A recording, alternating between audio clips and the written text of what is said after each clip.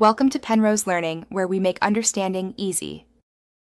You start by collecting the essentials and taking the very first actionable steps. Secure the precursor and zero. 5-gram catalyst, then set your heat source to 350 degrees.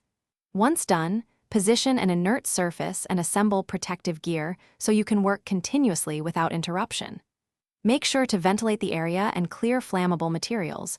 You will need steady heat and a stable platform. This step establishes control over temperature and purity, which directly affects yield and stability in later stages. You now begin the core conversion. Combine the precursor with the catalyst slowly over 10 minutes while stirring at roughly 60 RPM to ensure even reaction. Keep the system at a steady 350 degrees and introduce an inert gas flow of about 1 liter per minute to prevent oxidation. As the mixture shifts color, adjust agitation and temperature in small increments to avoid hotspots. This controlled pace maximizes reaction completeness and minimizes impurities, which is why steady monitoring and small corrections are crucial.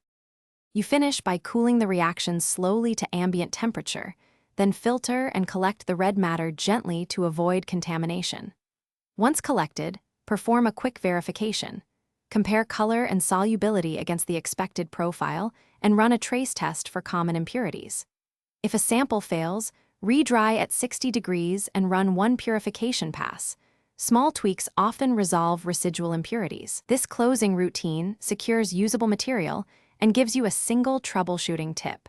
Reprocess with mild drying if quality is off. Thanks for watching. If this was helpful, leave a like and consider subscribing. See you next time.